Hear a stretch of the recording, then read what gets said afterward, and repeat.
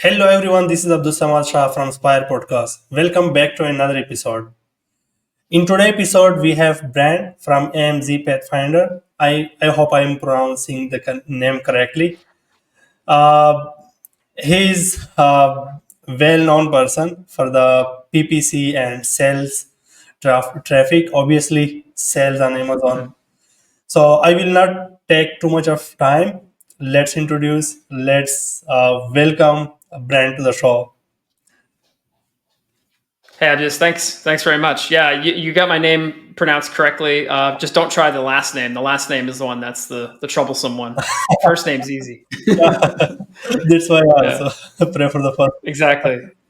And AMZ Pathfinder, we've been around almost 9 years now. It'll be 9 years in August of this year, so a long time. Mostly been an Amazon PPC agency for years, but have started in the past 2 or 3 years to focus more on creative conversion rate optimization and some aspects of full account management. Although we're still largely doing PPC. That's most of our revenue and most of what we think about. Although today I'm going to be talking about storefronts actually, so a little bit different. Cool. Yeah. Amazon is pushing it a lot. We are also now seeing that you can also what you call sponsored your Amazon post.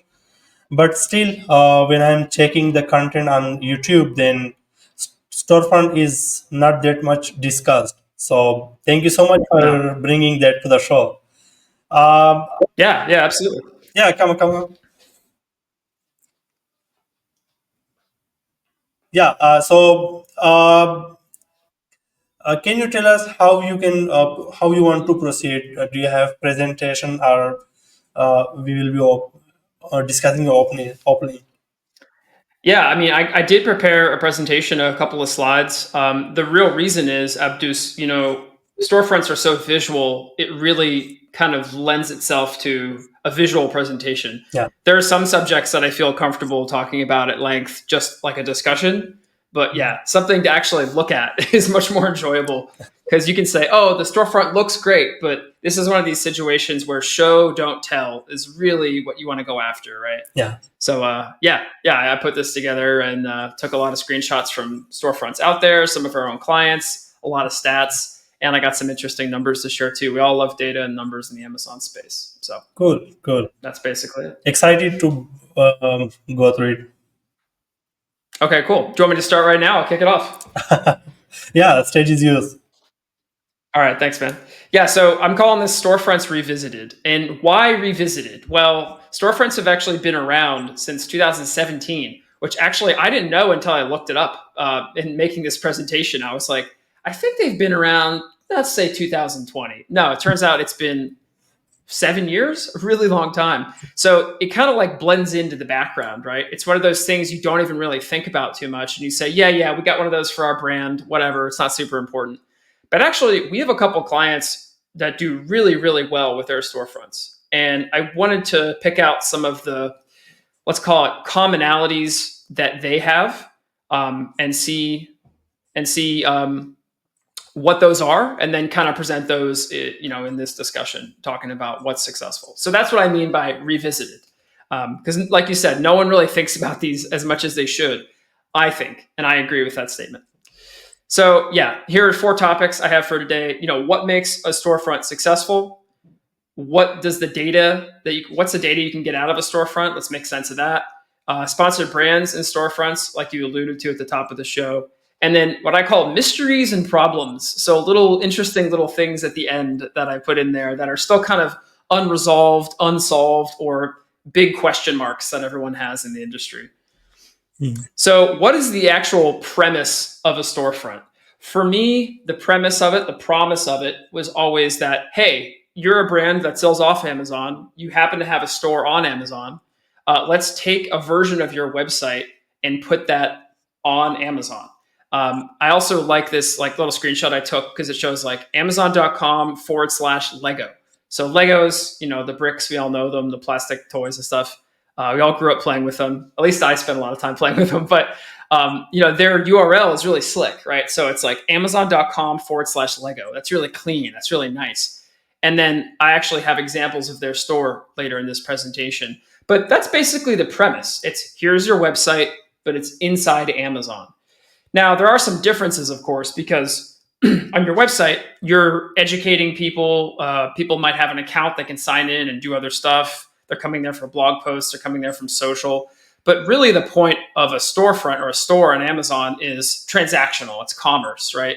So there are elements of the storefront that you would do differently that you wouldn't necessarily do on the website.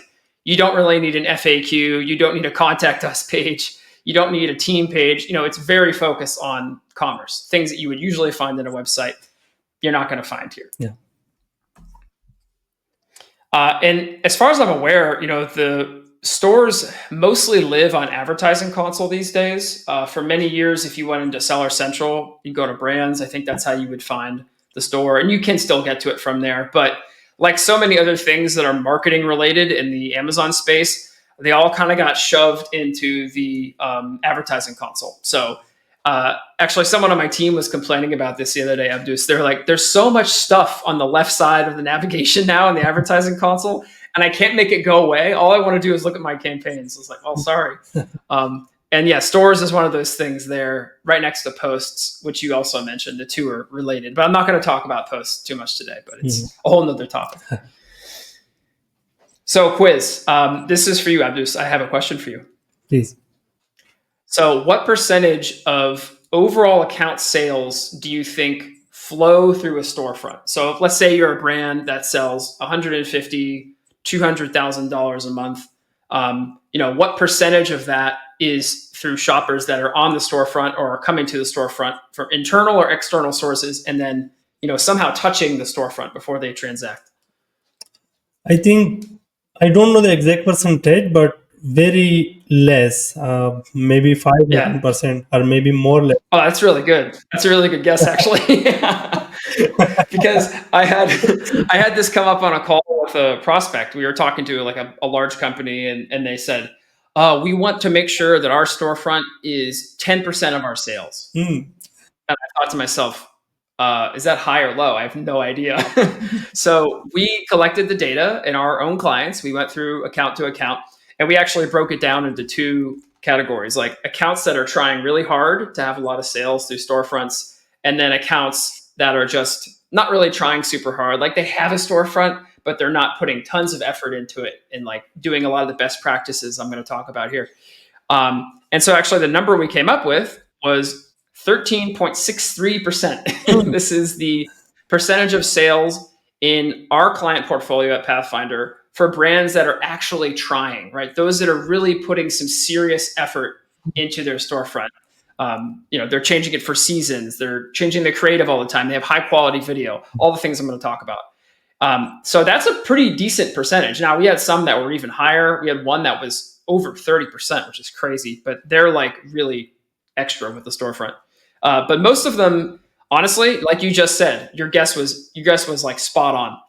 Overall, generally speaking, it's like 5%. Anywhere between 5 to 10% is very normal. That means a brand said, okay, cool, let's build a storefront. They put it up. Well, we run some sponsored brands to it. It gets traffic from that and maybe some other external sources, but they're not putting like tons of energy behind it. And my point here is not to say that higher percentage is better or a lower percentage is worse. It's just, what's the benchmark? What's normal? What do we know or we're aiming for? Is it, high or low? For 7%, we're going to say, okay, we're somewhere in the middle. If we're 40%, that's probably extreme. I don't know how we got to that point, but just to set like a baseline, right? So what makes a successful storefront? What are the components that you need? Well, here's Lego. We talked about them earlier, and their storefront is really, really strong. I'm sure that they have it in-house or with a high-end creative agency, but they've done a great job. Some of the things to point out here, they immediately have tons of high-quality creative. It's very visual. It's very colorful. It's very, very on-brand with what you expect with Lego. Notice the top there, just next to the follow, of course, we have like the nav. So we got bestsellers, new releases, preschool, adults, hard to find, Lego Fortnite. I'm sure they're changing this all the time. But if you're going to land on the homepage, you're going to have a pretty good idea what you're after. Like, let's say that you are, someone our age. We're adults. We're going to go to the adult section. Maybe there's like some kinds of Lego that we're interested in, like Harry Potter or or they have like a bonsai thing I saw, Star Wars. I guess kids can enjoy all that too, but those are the ones they had in the adult section. The next thing they do, this is cool. So I went to best sellers and they changed the whole look of the store. So this is very, very conversion focused, right? Immediately we go into, hey, here are the big things that we're selling. This classic brick set, this A-frame cabin display set looks very nice. These are the ones that are big sellers for us. If you're interested in Lego, because these sell a lot, you might be keen on these. And then you have the action to add the cart right away there if you're a shopper and you're interested in that. So yeah, they changed the whole look. And then this is the adult area like I talked about. So this has a much more kind of subdued, like professional look, the font, the kind of black minimalist look at the top, and then the copy they have there. These aren't your childhood Lego bricks. And then they kind of turn it around. Well, actually they are. See, it's like really well put together. And this is just a good example of something I'll come back to a lot, which is the store can inhabit multiple different personalities for different shoppers for your brand. So if I'm spending on keywords that are related to like this Pac-Man Lego set, it looks like, might even be able to play it on there. It's pretty cool. I would send that person to the adult page here and say, hey, this is for you. They're not really relevant for like the preschoolers or the Duplo page. Duplo is their brand for, young kids. So just another thing to keep in mind there. Any thoughts so far, Abdul, or comments? No, yeah, you're good. You're good. Another example I thought I would highlight here is Simple Modern. This is a pretty well-known brand on Amazon and off Amazon. The founder of this brand, whose name escapes me at the moment, I listen to his podcast occasionally, very sharp guy. But yeah, he has a great store here too. And Simple Modern does a lot of the same things that Lego does, but you'll notice that there's people in all these photos, right? These are professional photo shoots here. This is not something generated by AI. This is not just like Photoshop. This is like an actual photo shoot with real models, the real product featured prominently. Everyone's smiling, everyone's happy, everyone's outdoors, they're having a good time, they're staying hydrated. And we have the products like right underneath too. So you can see, hey, this is some of our top sellers. Click on those, go transact, make the purchase. Furthermore, it's kind of like a choose your own adventure, right? So I can go to bottles, I can go to tumblers. If I'm shopping for one of my children or like my niece or nephew, I can go to Shop Kids there. And then sports, if I'm looking for something for a sports team. So immediately I'm starting to use the navigation and get around to where I want to get to. They do the same thing that Lego does. They change the top area too. Notice the people at the top here change. And it's like it's a different like set of images, which is a very nice approach. Now, this is their tumblers and mugs. And this Trek tumbler here, you can't see it because this is just a static image. But this is a 30-second video that just loops. And it's a really nice video for two reasons. It goes into all the benefits and features of the product. It has really well-lit, extremely well-shot video. And the loop is seamless. So there's no black screen. There's no start or end. It just goes and goes. So if you sit and watch it, it just hits you with the same benefits again and again. And then yet again, we have the products like right below where you can actually buy. So yet again, transaction focused. The last example I have here for photos is Reebok. So the shoe company, probably best known, I think, for running, sports CrossFit shoes. But this page is their men's running shoe page, if I remember correctly. So it's a top nav and then a sub nav. So the reason I wanted to show this is if someone was putting men's running shoes into Amazon and they clicked on this on their mobile device at the top of search ad placement, and they came to this is a really convincing landing page, right? So this has a flagship product with feature callouts, really high quality photo, some nice copy, really good images. They're like lifestyle related there. And I'm being sold on this product pretty heavily, right? Breathable, durable, responsive, stable. They're telling me all about how I'm going to float when I'm running or something like that. So yeah, this is just a really good advertising landing page. And besides the function of like serving to kind of propagate the brand and show things off, like the last two examples we saw, they really are landing pages too. And notice there's no competitors on this page, right? This is just us. There's no opportunity for Nike or Adidas to get in here and say, hey, Reebok, forget about them. Push them out of the way. Here's our ad. No, this is all Reebok. Yeah. That's not perfect. There are some problems with that still, but like this is a really good example of a landing page. And that's one theme to remember, is that specificity of landing page is really important. Mhm. So what are the takeaways? Successful storefronts, they're designed around good navigation and serving as a sponsor brand landing page like we just saw. They're real photos, real videos, not AI generated, not Photoshop.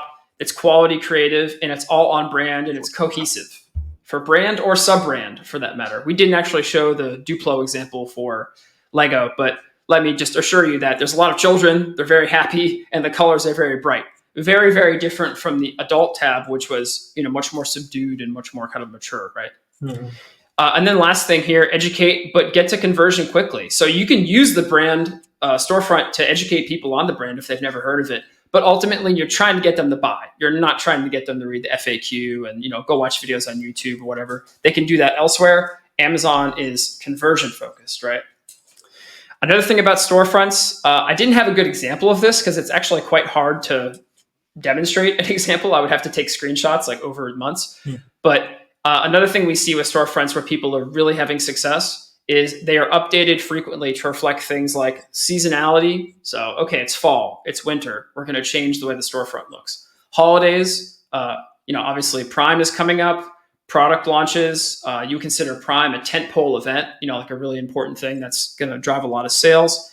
Or if a new product comes out, I saw this on another page I looked at. It says like on the main page, new product, boom, huge image, big video to accompany that. And that's good to keep up for, I don't know, maybe a few months. And then you want to switch that out because it's no longer technically new. So that means updates are going on. As a kind of corollary to that, you can use the scheduling feature. So that allows you to set a start and an end date with pre-approved creative.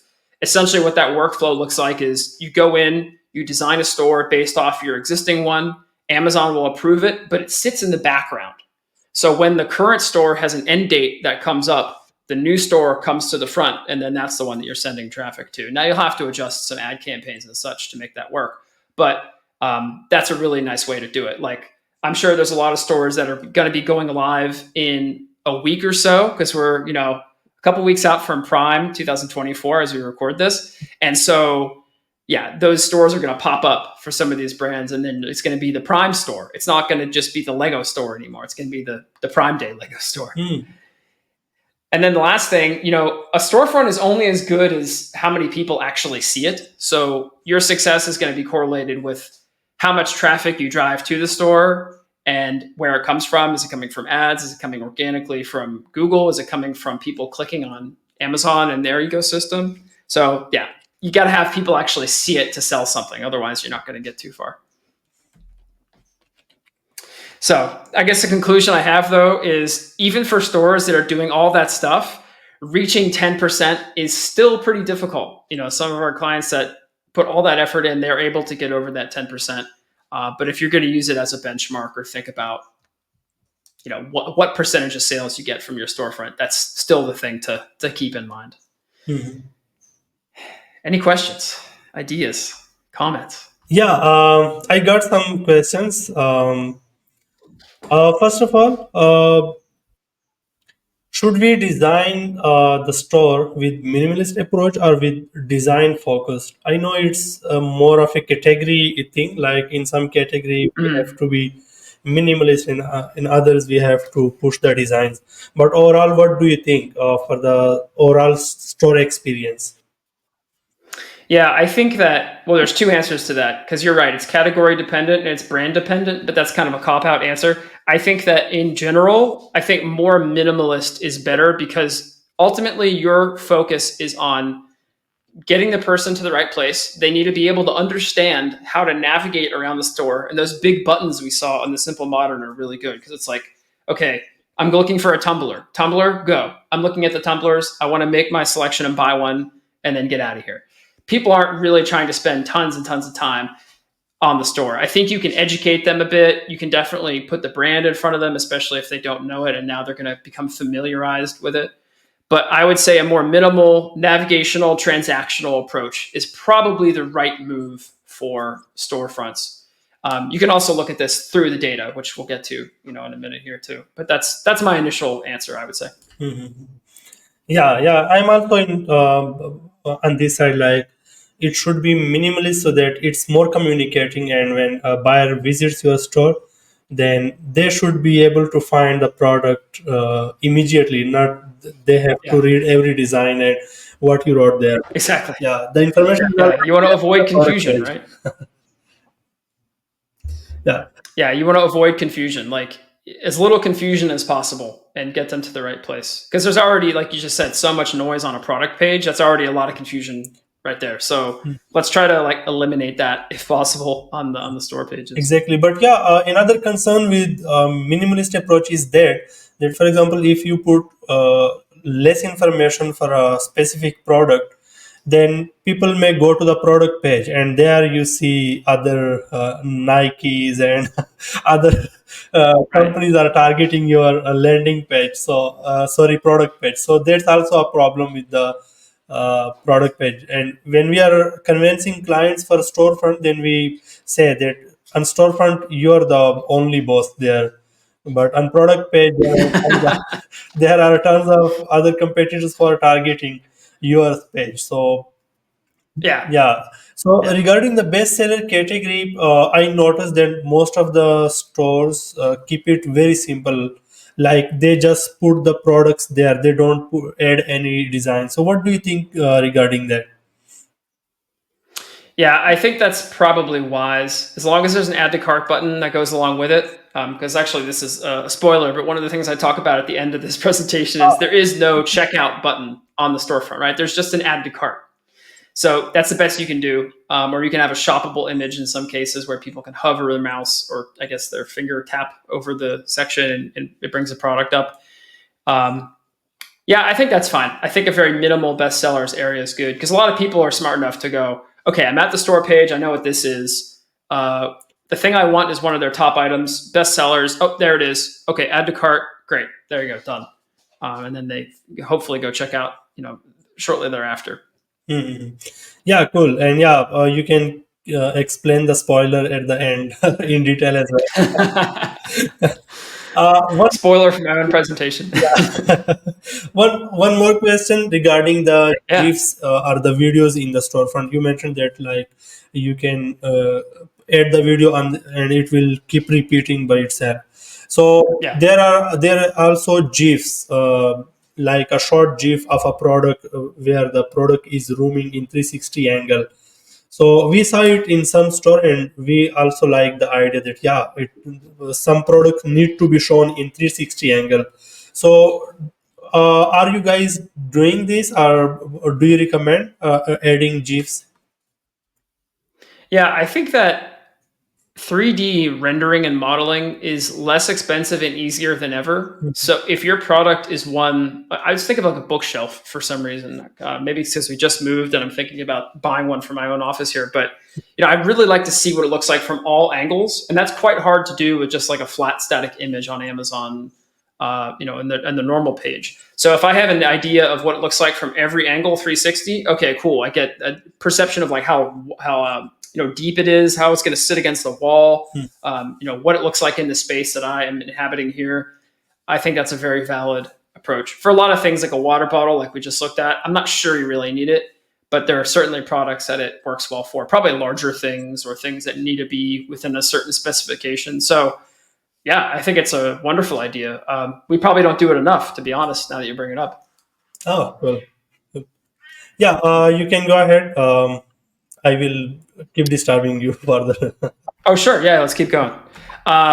So Storefronts and sponsored brands. This is actually a pretty short part of the presentation because I don't have too much to say. I mean, there's a lot to say about sponsored brands. We can make a whole discussion about that. But essentially, one thing to know is that years ago, sponsored brands and storefronts, that was like the match made in heaven, right? That was the magic little link. And it was really only the store spotlight type of sponsored brands that you could use to send to a page or a subpage. Now, I just checked this yesterday. Product collection, store spotlight video, all of them can be sent to a page or a subpage now. All of them. So Amazon almost encourages, pushes you to do that. You can still do it just to a product page, sure, But really, the storefront is one of the prominent places to do it. And this is actually the reason why at Pathfinder we started building storefronts a couple of years ago, because we were so tired of having clients that had great products and then they had like a mediocre storefront, and we would send traffic from our ads to their storefront, but it wouldn't convert. And it was like, okay, how do we fix this problem? Because conversion is like one of the biggest things we have to think about with advertising, right? So we started messing around with storefronts. But basically, any of them now will allow you to go to a page or a subpage. There are some requirements, like you need, at least a couple pages and, a number of products on the page, but those are pretty easy hurdles to clear. Like we've talked about so far already, Abdul, this is one of the few places with no competitors. You can sell the shopper as much as you want. You can use all the creative types. You can use the GIF. You can use the videos. You can use the photos, the professional photos. And we really do believe, and in our experience have shown, the more specific subpage you send someone to with ads, the better. It is possible to just send them to the homepage, go for it. Like we were talking about Reebok. If someone just searches Reebok and you're the person at Reebok who's managing the ads, you would maybe say, okay, cool. In this certain circumstance, with just looking for brand, let's send them to the homepage and they'll figure it out from there. But if someone says men's running shoes, like the page I showed, well, send them to the men's running shoes. Don't send them to the homepage. You're making them do more work. Get them to the more specific place as fast as possible, and they're going to transact. Another thing to remember, and actually we dug up some data on this recently at Pathfinder, but 60+% in some of our clients, 70+% of sessions is mobile. So one thing that we don't actually have with the insights, which is the statistics and data we get from storefronts, is it mobile, is it desktop? But we can use the account in general as a proxy for that. And what we learned looking at that is most people are shopping on mobile. That's just the reality. So remember that when you're making ads, this is what people are seeing. A lot of the ad types that use sponsored brands to send people to the storefronts are top of search. So they show up at the very, very prominent top of search position on mobile. They take up like half the screen. They are really eye-catching because there's like a slideshow or there's a video in some cases. So think mobile first when you're thinking about sponsored brands and their combination with storefronts. Really, you should be looking at it on mobile. We all sit in front of our 4K screens all day and we look at stuff, but we forget that most people are just, looking at something that's like, that big. And then that's their reality for what they're actually shopping on. Yeah. So that's it for ads, actually. But I really wanted to highlight the data. So let's make sense of the storefront data. This is the part that no one ever digs into. Yeah. So the first thing is we have insights. This is what Amazon calls the analytics area. I wish they would just call it analytics, but insights may be a more marketing-friendly term. And this is where you spend, I would say, if you're not building a store, this is where you spend 90% of your time when you're looking at the storefront area, right? So this Insights tab, which is the second one from the left in the navigation. So the first thing, going back to the website metaphor, you want to look at your traffic and just figure out what has changed, if anything. So did we get more visitors since we started a new page? Are we getting more people visiting since we launched a new product? This chart, maybe in a couple of weeks, will show a giant spike for Prime Day. And we'll see the visitors in new to store, dwell time, sales, everything go like this. So this is just like a website, right? Like on a website, you would look at things like dwell time and new sessions and overall sessions. Bounce rate is actually something they added very recently, which we'll get into. And that's good to track as well. But this is just the first place where you can kind of get like a feel for where your account is heading. And this is in the traffic area. You'll see it in the left-hand nav. Mm-hmm. The next one here, sources. Oh, you have something to say? Sorry. Yeah, sorry. I was asking that, can you explain the dwell time more clearly?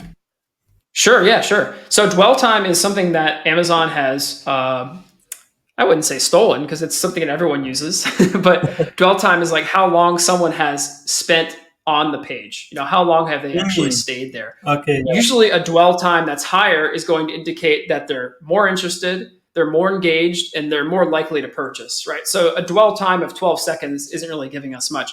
But this particular one I have screenshotted here, dwell time of 68 seconds, that's over a minute. So people are actually spending a good amount of time on this page. And if you look at the graph, the purple line there, it's pretty consistent. It kind of hovers around a minute, maybe a little bit under, a little bit over. but that's quite good. Yeah. I don't know how that compares to other pages, although Amazon does have some stats for that, which they share in some accounts now. Yeah. But in general, dwell time and bounce rate are good. So bounce is, of course, if someone lands, do they immediately back out or X out of the browser or whatever? So you want to keep that as low as possible, and the dwell time you want as high as possible. So if you make changes to your storefront and then you notice your dwell time sinking and your bounce rate increasing, those are some indicators that are telling you the market is not responding well to whatever the heck change you made. So you should probably try to look at that and reverse course or change it. Good question, though. Yeah, I should have elaborated on that. Dwell time, very key, very new, actually. Yeah. The next one up is sources, right? So where does the traffic actually come from? Now, you can do tags, and in this particular example, I have only one tag to show off, which is from like a brand story, I think in posts maybe. But I'm usually most interested here in the different sources and how they break out. So Amazon organic traffic, that's just people that come from the Amazon ecosystem, not for ads. Sponsored brands, obviously sponsored brands, and then other sources, which is kind of like unclear what that is. We'll get to that at the end of the slides too. But this is letting us know what is successful and where the sales are actually coming from. This also shows dwell time. So actually notice on the right side there, organic traffic has a longer dwell time than sponsored brands. So people that arrive on this store, they spend more time who have come organically than people that have come through a paid method. Ideally, we'd like to make that equal or even have ads be longer by saying like, yeah, we really did a good job with our ads. We got the relevant people to stay a long time and purchase. But of course, sales are tied to this too. This is actually my favorite one. This is in the same area with traffic, but this is live pages. So just for privacy reasons, I can't show the names of the pages here, but the red arrow there is showing like another top page, and then you have sub pages underneath that. But this is showing us how much sales, orders, visits, dwell time, average order value, sessions, each of the pages is getting. And you'll notice some of these pages are way more successful than others. Like that one that's fourth from the top there has only got $250 some in sales, like basically not much at all, right? Yeah. But then that one just below the red arrow, that sub page, that's got $48,000 in sales. This is a recent data window period here. So that page is absolutely killing it. Now, why is that? Is that one of our top sellers? Are we sending a lot of traffic to that, either organically off Amazon or with ads? That's for you to determine. But this allows you to understand how each of your pages is doing individually. This is, I think, maybe the most actionable report that you get inside of Insights, because it just allows you to see how your pages themselves are really doing. And this is where I spend a lot of time. I love this. I love this area.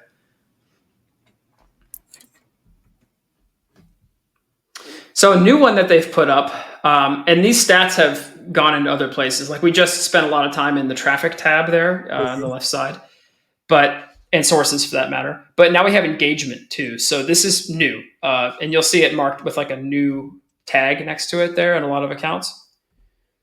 And it looks like this. So it's trying to figure out your engagement. So your views, clicks, click-through rate, and then your top product. And then what it actually has at the bottom here, it's a little bit hard to see. I apologize for that. But this is like the thing we just saw with the pages, except by product. So this is showing you your engagement per product. I have it sorted by views. So it's just looking at the product that has the most views. And then we see the stats associated with that. The thing that's interesting here is the in-stock view rate.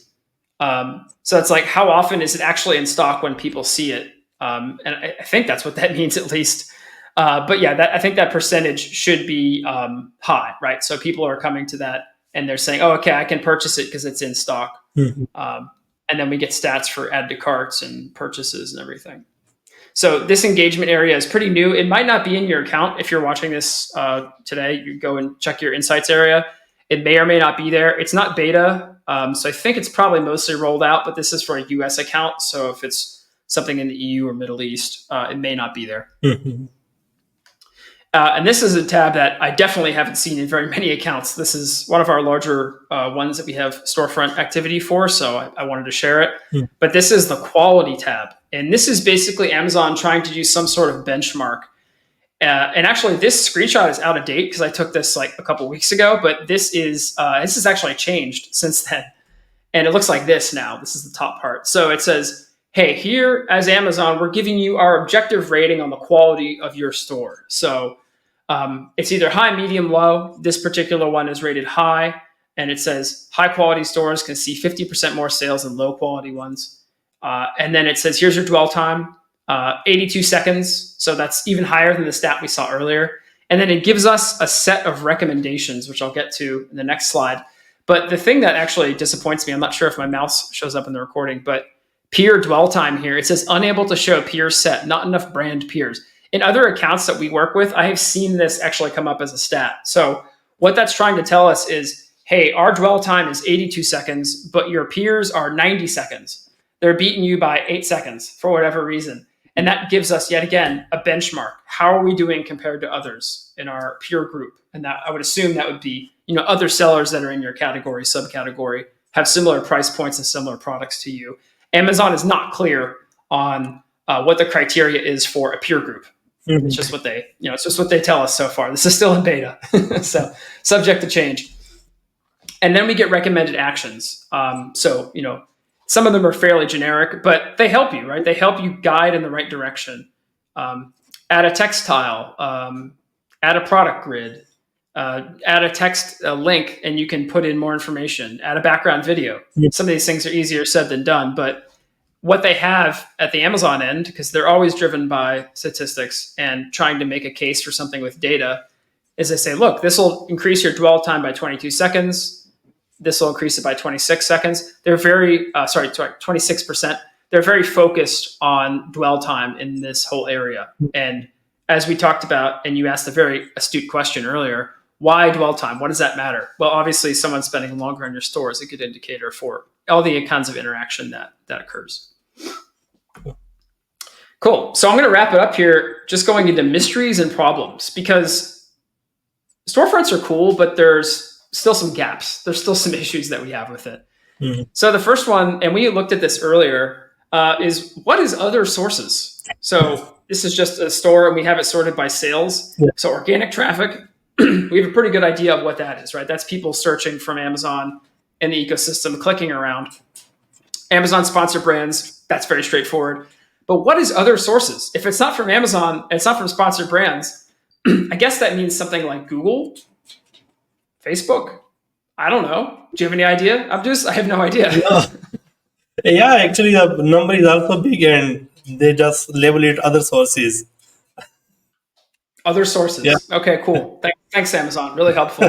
So what gets measured gets managed, right? So if we can't measure where these other sources are and what that means, then how are we going to change the outcome? How are we going to optimize against it or for it? Yeah, kind of a bummer there. So other sources, not a fan. I really wish this said Bing, Google, Pinterest, Instagram, whatever. Some of those things you can make tags for, which is another function in there that we didn't really get into, but you can make a tag and you can put that on Instagram. But that's something you have to do intentionally. Mm-hmm. What if your product gets mentioned on Instagram on a big channel and it blows up and you get tons of sales from other sources? Well, we didn't add a tag on that because we didn't have anything to do with that. That was something that came from someone else. Exactly. Well, thanks to that, other sources is what we're going to see it as, and we don't really have much more information past that. So kind of disappointing. Yeah. This is another thing that kind of, I guess I should say, frustrates me. This is the shoe we were looking at earlier, the Float Zig 1. What a great name. And at the top of the listing itself, that's the title there, of course, we have what's called the store byline. This is what Amazon calls this. Visit the Reebok store. This is a tiny, tiny, tiny little snippet of text that's, blue with a hyperlink right above the title. Yeah. Honestly, I don't know if anyone ever clicks on this. I'm sure they do. We don't have the data on that, which I wish we did. We just looked at other sources. But I think this would fall probably under Amazon organic, right? Not other sources. And I wish that Amazon made this link more prominent. And I wish that we had better data on what happened when people came from this link. This is a screenshot that I took at some point on desktop. I actually don't even know what this looks like on mobile. maybe I should have added that in, but I think it's like similarly hard to find, right? So this is kind of disappointing. When you come at a store page, it's usually not from this link, although this does exist on almost every product that's like, well reviewed and well rated and has sales. There are some requirements that I've kind of put in the screenshot here. I'm definitely not going to read that, but it needs to meet those requirements in order to show up. So it's not like that much of a black box, but what happens when people actually click that is definitely a mystery that we don't have the answer to. So here's another fun part. And this is one that I learned looking at the data and talking to my team.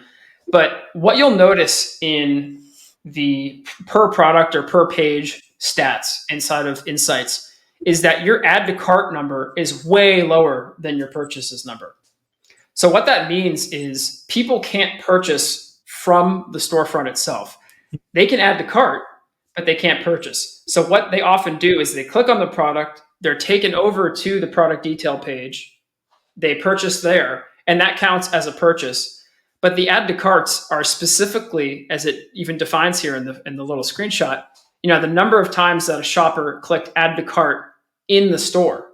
So it's actually pretty infrequent that someone uses add to cart. Like you'll notice that first product there has a lot of sales, 137 purchases. It has one add to cart, one. So what does that tell us? That tells us that people are very frequently going to the product detail page, like as you mentioned earlier, Abdul, is filled with competitors and ads and all kinds of like blinking distraction. Is it kind of a more hostile environment, let's say? Yeah. It's good that we can pre-sell someone on a product in the storefront, but once they get to the product detail page, it's kind of like you throw them back into the jungle and there's all kinds of dangerous animals out there. So I would really love it if there was a purchase button and that add to cart was used more frequently by our clients, by everybody, so that add to cart number and the purchase number look a bit more similar, instead of one being way greater than the other. If you add to cart, it's entirely possible they never have to see the product detail page. They can go to their cart later or at that time and purchase right there, but they can't purchase from the storefront. So they still, in many cases, must visit the product detail page. Another thing that escapes a lot of people's notice is and this is in the US market, so there's a Spanish version. If this is in other markets, I don't actually know, but in the in the US market, you can get your storefront translated into Spanish. You submit a version in Spanish, and then people that have their settings on Amazon.com as in Spanish language will see that version. Well, there's a problem with that. We have absolutely no stats at all for the Spanish version. Does it do well? Yeah. Does it do great? Does it sell at all? I have no idea. I'm assuming what they do is they jam all the stats together. And it would be nice if we could see, here's the Spanish version, here's the English version. There you go. You can optimize based on that. Exactly. Do you know if there's a version of this in other marketplaces? Like in Canada, do they have a French-Canadian version or anything like that? I have no idea. No, I didn't notice. Yeah, well, they're not telling us much, so there's not much we can do about it anyway. Exactly. Yeah, and one came to my mind with respect to the add to cart button and directly purchasing from storefront. So, for example, if they put a button of directly purchasing from the storefront, then they will be unable to show the ads which they are showing everywhere. Like even if you add the product to your cart and you go to your cart, you will see the ads there as well, and still they will be they are like acting your enemy. Like they will directly saying that there are a lot more different products and good products than this one. So I think I try not to be cynical, but at the same time, it's Amazon, so I agree with you because there's the expression, it's a feature, not a bug, right? This is a design that Amazon has intentionally made. It's a design choice. I'm sure someone there thought of this. I'm not the first person to think of this, right? So someone there thought, oh, should we do that? Maybe not. Maybe we want to get more ad impressions. So, okay. There are big heads which are working on this way. Like they are thinking, no, if we add this thing, then it's a negative thing for us. Yeah, I believe it. I think Amazon's always trying to balance, their own business interests on one hand, and on the other hand, customer experience and shopping experience, right? There's always a tension between those two things at Amazon. Yeah, exactly. And this is one such example. Exactly. And for sellers, they just tell that, you can do whatever you want to do in the limitations. But our main priority is ourselves and customer. Right. Yeah. Sellers are kind of the third most important thing. That's definitely true. Yeah. So the last thing I have, this is just a post from Jeff Cohen, of course, the Amazon ads guy. And he announced this, I don't know, last month or something, but Canva and Amazon ads have like a partnership, right? So you can plug your Canva instance directly into your account.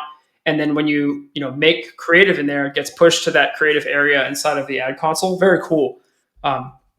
We use Canva as an agency for sure. And I know we have clients that do. So that's great. So this just makes me think, like, are storefronts next? Are storefront templates going to be pushed into Canva? Are they going to give us recommendations and suggestions? Like, what's next with this? I'm really curious. And I hope it's something cool, but I don't know. This is purely speculation on my part. This is not something that's been announced or anything like that. So yeah, but just still,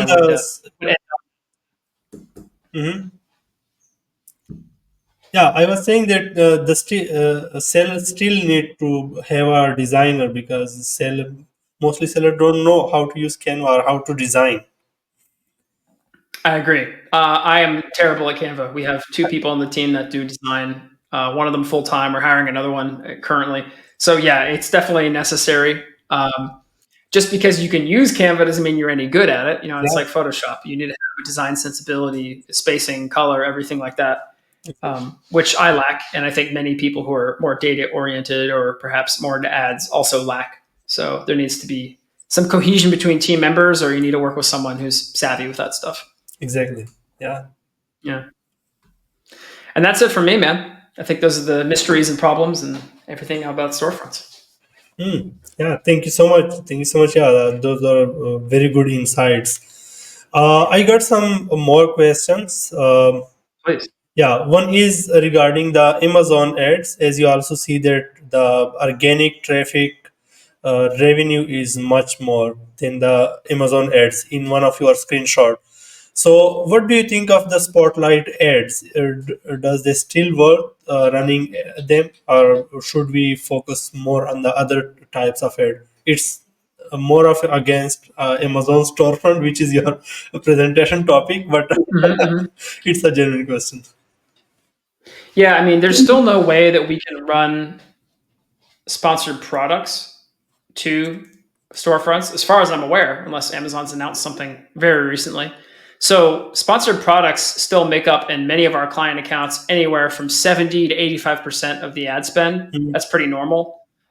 So sponsored brands are still a fairly small sliver. It's like 10 to 20% at most. So should you devote budget to sponsored brands and sending it to the store? Yeah, I think you absolutely should. I think everyone should do that. Just because it's a smaller amount than the organic doesn't mean that you shouldn't do it. I wouldn't worry about like comparing the two of them like that.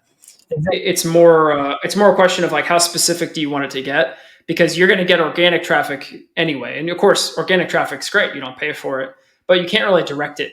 Let's say you have a product launch or a flagship or a product that has a lot of inventory. Those are all times to run ads and direct it at a specific subpage or a specific product in order to make that product move. Especially if you have a promo going or it's with a holiday or a tentpole like Prime. Those are all really good reasons to advertise it and be selective about it. I'm not as sold on the idea of just, here's our brand name, send them to the homepage and let them figure it out. Certainly that works with Reebok because they're Reebok. Certainly that works with Lego because they're Lego, right? I'm sure they have a vast quantity of branded terms that they're building campaigns against and thinking about. But a lot of sellers on Amazon, they have some brand awareness, but nothing like those brands, right? So that's not going to work as well. You're still going to have to pick long tail or focus terms and make sure that people are, going to the right subpage. Exactly. Yeah. I'm also in the opinion that, you should run, but it depends on which level of branding you are. what's your, like, if you are in the initial stages of launching of your product, then yeah, your most focus should be sponsored products campaigns, because you need more revenue than branding at the moment. So once you got good market share, then you can, yeah, focus more on branding and drive more traffic. And maybe if you have a good catalog, then you can just bring random traffic to your storefront, and then they will keep looking for products, for relevant products. So yeah, Yeah, I agree with you 100%. I think that you can build a beautiful looking storefront even if you're in the early stages or the brand is launching. exactly. But that doesn't necessarily mean that you need to spend money on sending traffic to it. It could just sit there and look good, and it can represent the brand, and people will come across it anyway even if you don't send traffic to it. But it doesn't really make sense to invest heavily in that at that stage. I agree. Also, this gets into another discussion, which is what impact do sales that go through the storefront have on your keyword rank and organic rank? Because the reality is 70-80% of people on Amazon are still shopping based on search and keywords, and the rank is really, really important, just like it is for any search engine. Hmm. So does it have any impact on that? I don't have the Amazon We algorithm in front of me, but I think it probably doesn't have a huge impact. So exactly. is that something you would worry about at that stage? I don't think it's going to help you very much. Yeah, exactly. Yeah. What do you think about the external traffic? You know that Amazon is giving 10% referral commission, not exactly the revenue commission, like they don't credit you. Brand referral bonus. Yeah, Yeah, but they yeah. refer, On the feed. yeah. So, what do you think? Should we still drive traffic to our store, and does it have any impact on organic ranking or any uh, positive thing on your brand in Amazon, or should we like execute it externally? Yeah. Well, there's two answers to that question. I'll take the first, most basic one. So we do Google to Amazon for a number of our clients. So, just using Google search ads and running that to Amazon. Most of those end up at the product detail page. Some of them do go to the store pages. It depends on the product and the brand and the price point and the keywords. And we also just test it sometimes to see if it works. But the majority of them do go to the product detail page. There are certainly sub pages that are correct to send Google traffic to Amazon, and that's fine. Does it have any impact on organic like it does for sending it to a product detail page? I don't think so. I think that Amazon's grading on a scale there, so they're much more likely to give you a kind of a favor if you're sending traffic with a brand referral bonus link and sending it to a product detail page, because Amazon's math on the back end is that they're going to gain net new shoppers who might become Prime members, who might become big spenders. So yeah, they're happy to get people to come onto their platform and have you pay to do it and give you a little bit of recompense for that.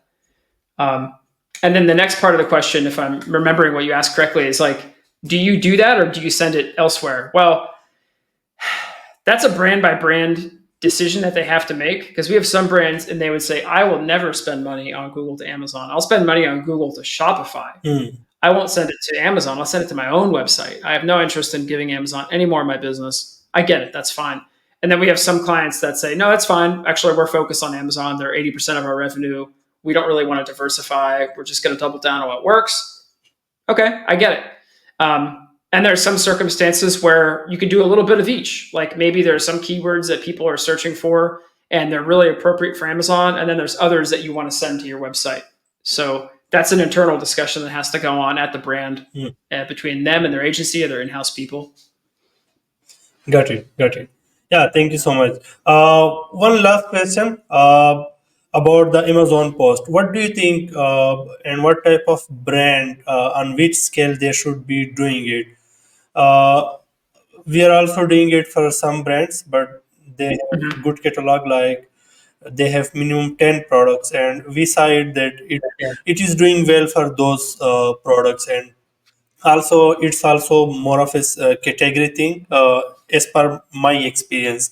For example, for beauty and supplements, it does well, and for others, and for few more, it doesn't generate good results. So what's your experience and what's your take on this? My experience matches yours, man. I think that industrial and scientific, maybe not the best for posts. Like, look at our chemical cleaner. Woohoo! It's so cool. Like, no one's posting that. Those are fancy Yeah, categories, yeah. exactly. Yeah, for food, yeah, great. Okay, CPG products, health, beauty, fitness, electronics. Okay, those are all good picks. There's just some categories where it's not going to work. I even think apparel, in some circumstances, talk about a large catalog, that gives you a lot of like room to play with. But there's some kinds of apparel that we've worked with in the past that's not even really appropriate for posts, like socks for elderly people or something like that. It's probably not going to do well in posts either. The great thing about posts is it's free; it doesn't cost anything. Yeah. And if you build a nice system for doing it at scale, you can get some real nice exposure. A lot of our successful clients, they have a system, in-house that they've developed to do posts. And as you're probably aware, you can turn those into sponsored brands now too, and you can direct them to the store. So there's all kinds of ways to use posts. I'm actually not too much of an expert on it myself, but I know from what I've seen other agencies do and our clients do, that in the campaigns that we convert into sponsored brands, for that matter, which we do more and more frequently now, posts are great, but it really is heavily, heavily category dependent. Yeah. Thank you so much for the insights and sharing the valuable information, especially on the Amazon storefront. I hope the viewers and audience of this podcast have got knowledge and take advantage of the information. Thank you so much, Brent, once again for attending the show and giving us the time. Sure, man. Yeah, thanks. Really enjoyed it. Nice talking to you again. And I hope everyone gets a lot out of this. And thanks. I'll come back in the future. Sure. I will be inviting you time to time. Awesome. Thank you. Sounds good. Thanks. Thank you. Bye-bye.